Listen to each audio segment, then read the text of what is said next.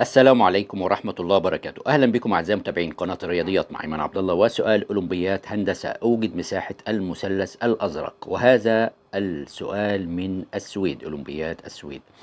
هنا معنا مثلث A B C، قائم الزاوية عند C، وفي الداخل في قطعة مستقيمة D E عمودية على A B، فقسمت لي الضلع A B إلى جزئين متساويين. هنا الجزء AE بيساوي EB، وعندنا هنا الضلع AC كله بيساوي 6 سنتي، والضلع DE هنا بيساوي 2 سنتي. طيب المطلوب طبعا إيجاد مساحة هذا المثلث اللي باللون الأزرق. يمكنك تثبيت الفيديو ومحاولة إيجاد الحل بنفسك. على بركة الله نبدأ مع بعض عرض الفكرة وعرض الطريقة. لكن رجاء اللي بيشوفنا لأول مرة يشترك في القناة ويفعل زر الجرس ليصل كل جديد. والباحث على أسئلة الهندسة يجدها في قوائم التشغيل في قائمة بعنوان اختبارات الهندسة. ورجاء إعطاء اللايك ومشاركة الفيديو لتعم الفائدة على الجميع. نبدأ الفكرة والطريقة. في بداية الأمر نحن نعلم أن مساحة المثلث بتساوي نصف القاعدة، نصف في القاعدة في الارتفاع. طب القاعدة اللي هي موجودة معايا هنا B، هنا القاعدة دي هنا، وهنا ده الارتفاع H. الارتفاع ده أنا لا أعلمه. طيب هنا هنبتدي إن احنا عملية محاولة البحث عن الارتفاع. من المعطيات اللي موجودة معانا إن الضلع A هنا بيساوي نفس الضلع ده، فهنساويه هنا A، هنا ده A، وهنا نفس الشيء A، يعني الاتنين مع بعض كله هيكون المفروض إن هو 2 A. طيب الضلع ده هنطلق عليه او هنسميه هنا B، عشان ايه نفرقه؟ ده هنا A، يبقى هنا نخلي الضلع ده B اللي هو بيساوي طبعا مين؟ H، اللي احنا عايزين بالنسبة لمساحة المثلث الأزرق. طبعا انت تعلم ان مجموع قياسات زوايا المثلث كلها 180 درجة، فإذا أنت لما يكون معاك زاوية فبالتالي الزاويتين التانيين لابد إن واحدة فيهم هتكون ألفا والتانية بيتا، وألفا زائد البيتا بتساوي 90 درجة. يعني أنت عندك في المثلث A B C الزاوية C دي 90 درجة، فبالتالي هنرمز هنا ألفا، وبالتالي هنا هتكون الزاوية دي إيه؟ بيتا. ولو جينا إن احنا نتمعن في المثلث، أنت عندك هنا تشابه، عندك فيه مثلث موجود A E D، A E D، هذا المثلث هتجد ان الزاوية دي مالها قايمة. جميل جدا. طيب والمثلث الاخر اللي هو بيشابهه مثلث ايه؟ A، المثلث الكبير A B C. طب التشابه موجود فين؟ موجود التشابه زاوية قايمة، زاوية قايمة، والزاوية التانية هتكون زاوية الزاويتين لان انت عندك هنا الزاوية دي الفا، هنا الزاوية دي ألفا مشتركين فيها، لأن المثلث الصغير نفس الشيء مشتركين في مين؟ مع المثلث الكبير في الزاوية A اللي هنا دي.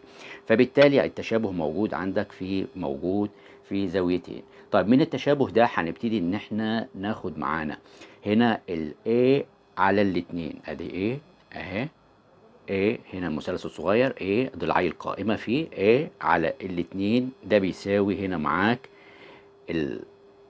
ضلعي القائمة هنا 6 على مين؟ على البي، ده هنسميه هنا البي. تمام. فبالتالي هنا احنا عايزين نتخلص من الاتنين الموجودة هنا، فانا اضرب في مين؟ اضرب في 2 للطرفين بالضرب في 2، فطبعا انت هتختصر الاتنين دي مع الاتنين اللي موجودة هنا. فبالتالي هيكون معاك ان ال A بتساوي 12، 2 في 6 طبعا 12 على مين؟ على البي، وهذه هي رقم واحد هنحتاجها طبعا. هنا هنسمي دي رقم ايه؟ واحد. عندي برضو من المعطيات الموجودة معايا ان المثلث A B C اللي هو طبعا مطلوب ايجاد مساحته، المثلث الكبير ده مثلث ايه؟ مثلث قائم. فبالتالي طالما مثلث قائم يبقى انت لابد ان انت تشتغل بفيثاغورس. عندك هنا A تربيع زائد ال B تربيع بتساوي ال C تربيع. طب هنا ال A تربيع هنرمز هنا ضلعي القائمة، هنا A وهنا B، والوتر اللي تحت بيكون الاتنين اللي هو ده C طبعا. فهنا ال A تربيع اللي هي عبارة عن هنا ال B، هنا ال B تربيع، وال B تربيع اللي هي زائد الستة تربيع، وعندك ال C تربيع اللي هي اللي تحت 2 A الكل طبعا هنا تربيع، يبقى هنا البي تربيع زائد ال36 بتساوي هنا 4A تربيع. يعني هنا البي تربيع زائد ال36 دي بتساوي الايه عندك موجودة 12 على بي، تمام. يبقى الأربعة مضروبة في ال12 على البي، الكل ايه؟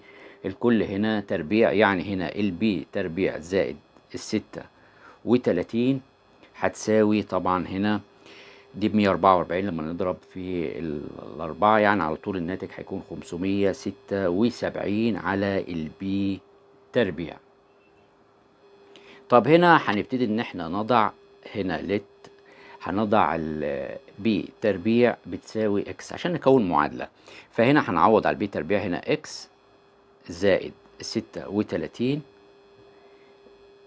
دي بتساوي 576 على الاكس.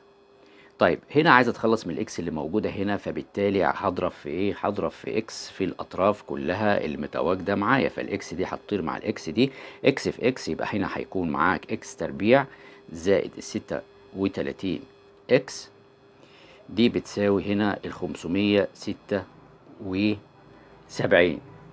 طيب هنا هندخل 576 عشان نكون معادلة، يبقى اكس تربيع زائد 36 اكس ناقص، تخش بإشارة مختلفة، ناقص ال576 دي بتساوي هنا الصفر. طيب هنا عشان نقدر نحل المعادلة دي، ال36 هنا ممكن نخليها 48 ناقص 12 مش بتدي 36؟ عشان نكون بس معادلة، فبالتالي هيكون اكس تربيع زائد 48 اكس ناقص 12 اكس، تمام. ما هي دي المجموع ده يديك ال36 اكس، فبالتالي هنا ناقص ال576 هتساوي طبعا ايه معايا؟ الصفر.